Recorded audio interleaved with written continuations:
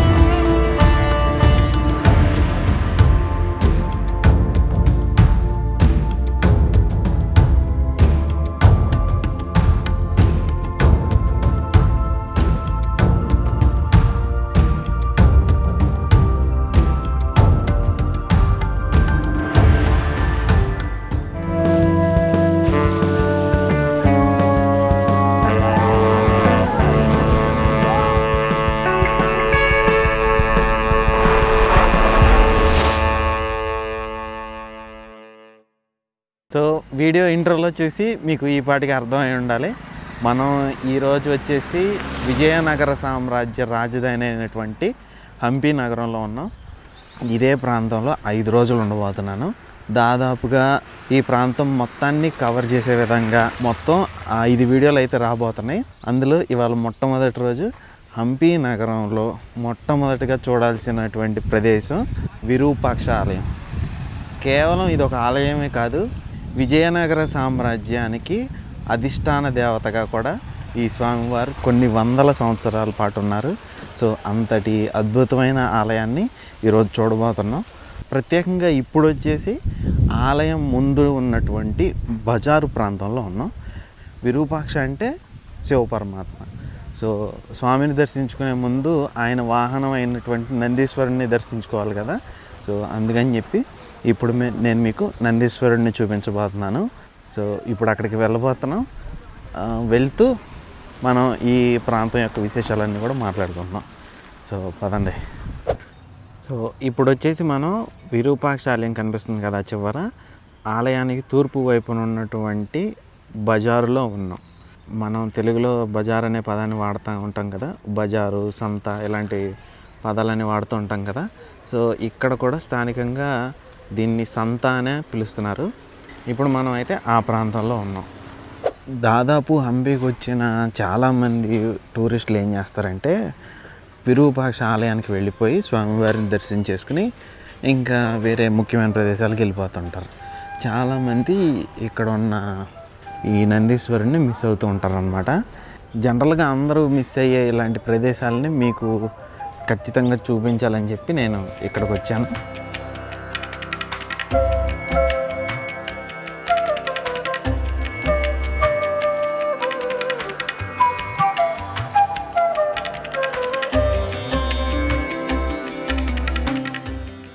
సాధారణంగా హంపిలోని విగ్రహాలన్నీ కూడా చాలా ఎక్కువ డీటెయిల్స్తో, అంటే ఒక విగ్రహాన్ని చాలా చిన్న చిన్న మైన్యూట్ డీటెయిల్స్ అన్నీ కూడా దాని మీద చెక్కుతూ ఉంటారు.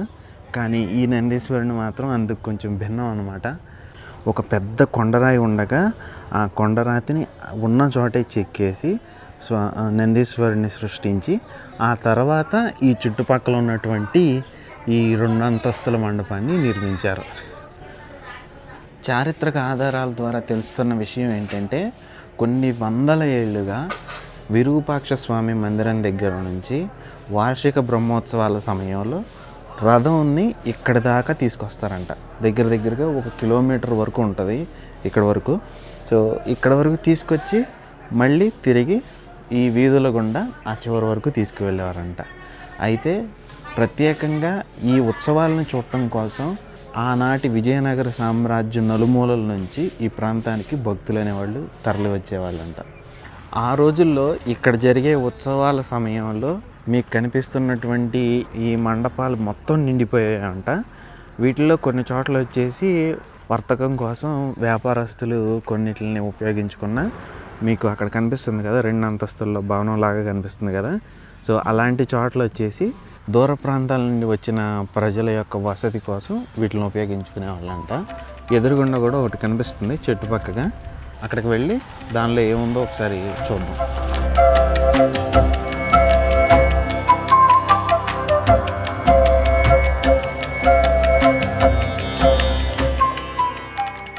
లోపలికి వచ్చి చూస్తే ఇలా నిర్మాణం కనిపిస్తుంది.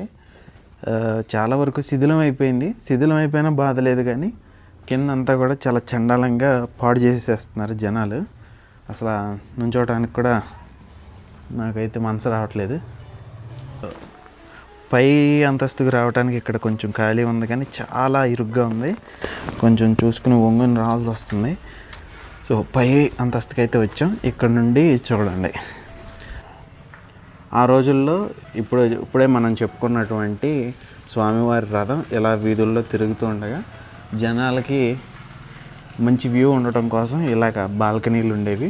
వీటిల్లోకి వచ్చి చూసేవాళ్ళు అనమాట. జనరల్గా ఇంత పైకి రారు, మనుషులు రాకపోవడం వల్ల కొంచెం నీట్గా ఉంది. అదే మనుషులు వచ్చినట్లయితే దీన్ని కూడా నాశనం చేసేవాళ్ళు. వందల ఏళ్ళగా ఇవి ఇంకా తట్టుకుని నిలబడుతున్నాయి అంటే చాలా గ్రేట్. అది అట్లాంటి వాటిని కనీసం రక్షించపోయారు, కానీ కనీసం పాడు చేయకుండా ఉంటే బాగుంటుంది.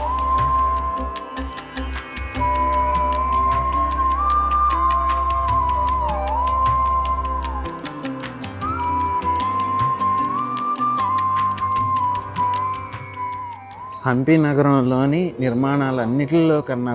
అన్నిటికన్నా పెద్దది బిష్టప్పయ్య ద్వారంగా పిలువబడే ఈ విరూపాక్ష ఆలయ గోపురం. దాదాపుగా 9 అంతస్తులతో 160 అడుగుల ఎత్తులో ఈ గోపురం ఉంటుంది. నగర సామ్రాజ్యం ఏర్పడక ముందు నుంచే ఈ ప్రాంతంలో పంపా విరూపాక్ష సాంప్రదాయం అనేది ఉండేదంట. అప్పుడే ఈ ఆలయం కూడా ఉండేది, కానీ ఇంత పెద్ద పరిమాణంలో కాకుండా కొంచెం చిన్నగా ఉండేదంట. ఆ తర్వాతి కాలంలో విజయనగర సామ్రాజ్యం ఏర్పడిన తర్వాత 1420 ప్రాంతాల్లో 2వ దేవరాయల యొక్క అధికారుల్లో ఒకరైనటువంటి ప్రోలుగంటి తిప్ప అనే వ్యక్తి ఈ ఆలయ గోపురాన్ని నిర్మించినట్లు చరిత్రకారులు అయితే చెప్తున్నారు. తర్వాతి కాలంలో ఈ గోపురం కొంచెం దెబ్బతినగా శ్రీకృష్ణదేవరాయలు అధికారం చేపట్టిన తర్వాత ఈ గోపురాన్ని పునరుద్ధరించారు. అసలు ఈ గోపురం ఎంత పెద్దగా ఉంటుందంటే దూరం నుండి చూస్తే కనుక ఇదో చిన్నపాటి కొండ అంత పెద్దగా ఉంటుంది. నిర్మాణ పరంగా చూసుకుంటే ఇక్కడ మీకు పెయింట్ వేయకుండా కనిపిస్తుంది కదా, అక్కడ వరకు వచ్చేసి ఇదంతా కొండరాయి. ఆ పైన అంతా కూడా ఇటుకలతో నిర్మించిన నిర్మాణం.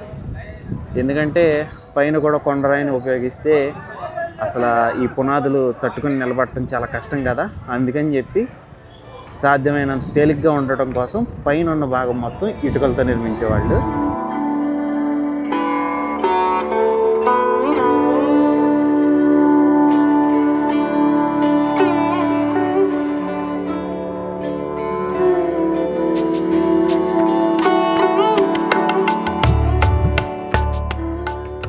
ఇప్పుడైతే మనం ఆలయం లోపలికి ప్రవేశించాక ఎడం చేతి వైపున ఉన్నటువంటి 100 స్తంభాల మండపంలో ఉన్నాం.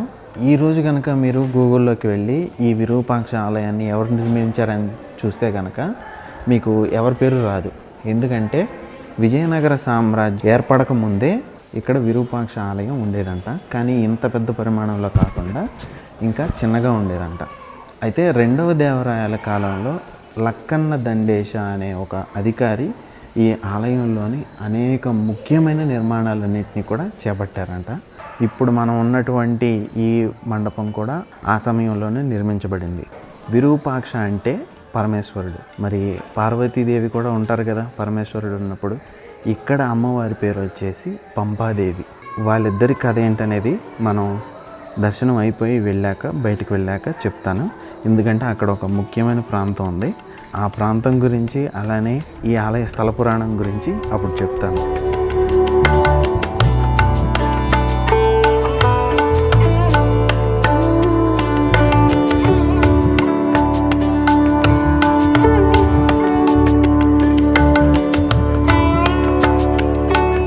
సో ఆలయంలోకి వచ్చాక ముందు ఒక పెద్ద ప్రాంగణం వస్తుంది. ఇది తూర్పు వైపున ఉన్న ప్రాంగణం. ఇక్కడ మీకు కనిపిస్తున్నది వచ్చేసి రాజగోపురం. దీన్ని దాటుకుని లోపలికి వెళ్తే వచ్చేది ప్రధాన ఆలయం ఉన్నటువంటి ప్రాంగణం. సో ఇప్పుడు మనం లోపలికి వెళ్ళి ఆ విశేషాలన్నీ కూడా చూద్దాం. మొత్తం ఈ ఆలయంలోకెల్లా గర్భగుడి తర్వాత అత్యంత ముఖ్యమైన నిర్మాణం ఇప్పుడు మనం చూస్తున్నటువంటి ఈ రంగమండపం. శ్రీకృష్ణదేవరాయలు 1509వ సంవత్సరంలో రాజ్యాధికారాన్ని చేపట్టిన సందర్భంలో ఈ రంగమండపాన్ని, ఇంతకుముందే మనం చూసినటువంటి రాయగోపురాన్ని నిర్మించారంట. రంగమండపంలో 1, 2 కాదు, ఎన్నో విశేషాలు ఉన్నాయి. పోర్చుగీస్ యాత్రికుడు నూనెస్ అనే వ్యక్తి ఒక 500 సంవత్సరాల క్రితం ఈ ఆలయాన్ని సందర్శించినప్పుడు ఇక్కడ మనం చూస్తున్న ప్రతి స్తంభం, ప్రధాన ఆలయంలో ఉన్న ప్రతి గోడ కూడా రాగి, వెండి, బంగారం ఇలా ఏదో ఒక లోహంతో పూర్తిగా తాపడం చేసేసి ఉండటాన్ని చూసి ఆయన ఆశ్చర్యపోయారంట. ఇక్కడ చూడండి, వీటిని గజవ్యాల శిల్పాలు అంటారు. కొన్ని సింహాలు ఏనుగుల తొండాలని పట్టుకుని ఉంటే, కొన్ని గొలుసుల్లాంటి ఆకృతులను పట్టుకుని కనిపిస్తుంటాయి. ఈ స్తంభాలు కేవలం అందంగా ఉండటమే కాకుండా ఇంకో విధంగా కూడా ఉపయోగపడేవంట. అదేంటంటే వీటి వెనకాల కన్నాలు కనిపిస్తున్నాయి కదా, వాటిల్లో కాగడాలను పెట్టేవాళ్ళంట. అలా ఈ గుడి మొత్తంలో ఎన్ని స్తంభాలు ఉంటే అన్ని స్తంభాలకి కూడా కాగడాలను పెట్టి వెలిగించేవాళ్ళంట. దాదాపుగా 2.5 నుండి 3,000 వరకు దీపాలతో ఒకప్పుడు రాత్రిళ్ళు ఎంతో అందంగా కనిపించేదంట ఈ ఆలయం.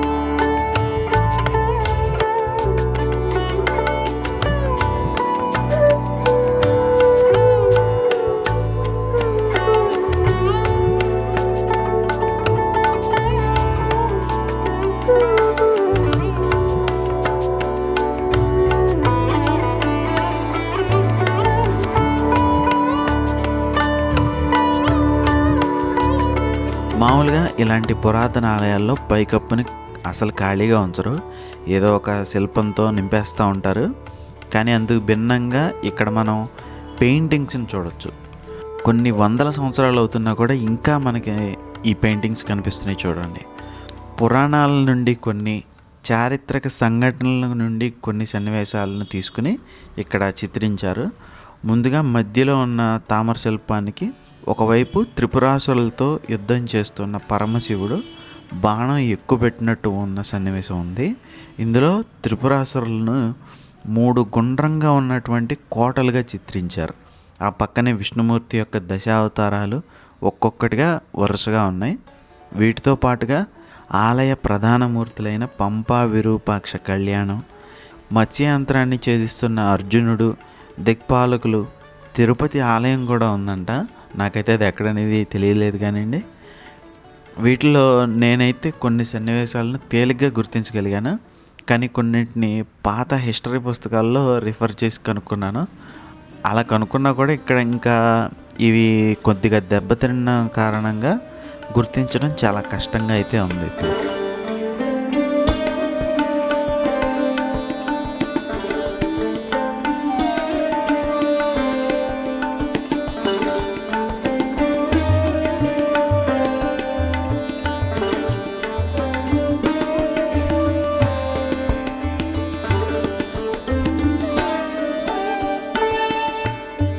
ఆలయ ప్రధాన మూర్తి వచ్చేసి విరూపాక్ష నామంతో పిలువబడుతున్న పరమశివుడు. మూల విరాట్ లింగ రూపంలో ఉన్నా కూడా పైన స్వామి ముఖం, ఆ పైన నాగపడగతో ఓ వెండి తొడుగు ఎప్పుడూ కనిపిస్తూ ఉంటుంది. గర్భగుడిలో ఫోటోగ్రఫీ అలౌడ్ చేయలేదు కాబట్టి నేను మీకు ఇక్కడ మండపంలో ఉన్న ఒక ఎల్ఈడి స్క్రీన్ మీద ఉన్నది చూపిస్తున్నాను. ఇక్కడ కొంచెం విచిత్రంగా స్వామివారిని ఎప్పుడూ దర్శించుకునే కారణం చేత ఎందుకనో కానీ ఇట్లా ఒక స్క్రీన్ మీద ఎప్పుడు కూడా స్వామివారిది లైవ్ అయితే ఇస్తున్నారు. దర్శనం లేని సమయంలో కూడా స్వామిని చూడాలనుకుంటే కనుక ఇలా చూసుకోవచ్చు. శివాలయాల్లో అమ్మవారి ఆలయం ఉపాలయంలా ఉంటుంది కదా, ఇక్కడ కూడా పంపాదేవికి ఆలయం గర్భగుడికి ఉత్తరాన ఉంటుంది. ఈ ప్రాంతం గుండా ప్రవహిస్తున్న తుంగభద్ర నదికే పంప అనే పేరుంది. ఆ రకంగా చూస్తే ప్రకృతి ఆధ్యాత్మికత ఈ రెండిటి కలయికగా ఈ ప్రాంతం ఇక్కడి సంప్రదాయాలు ఉన్నాయి. ఇక్కడే ఉన్న భువనేశ్వరి దేవి ఉపాలయం మిగిలిన ఆలయంలా విజయనగర శైలిలో కాకుండా పశ్చిమ చాళుక్యుల శైలిలో ఉంటుంది. ఇక్కడ ఉన్నటువంటి తలుపులు, అలానే నున్నగా అసలు చాలా అందంగా ఉన్న స్తంభాలు, తామర మొగ్గ లాంటి ఈ ఆకృతులు, వీటన్నిటిని బట్టి ఈ ఉపాలయాన్ని 10 నుండి 12వ శతాబ్దాల మధ్యలో నిర్మించినట్లుగా చరిత్రకారులు భావిస్తున్నారంట. దీన్ని బట్టి మనకు అర్థమయ్యేది ఏంటంటే విజయనగర పాలకులు రాజ్యాన్ని ఏర్పాటు చేయకముందులే ఈ ప్రాంతానికి చాలా ప్రాముఖ్యత ఉండేది. చాళుక్యులు లాంటి కొన్ని రాజవంశాలు కూడా ఇక్కడ తమ ఉనికిని చాటుకున్నాయి.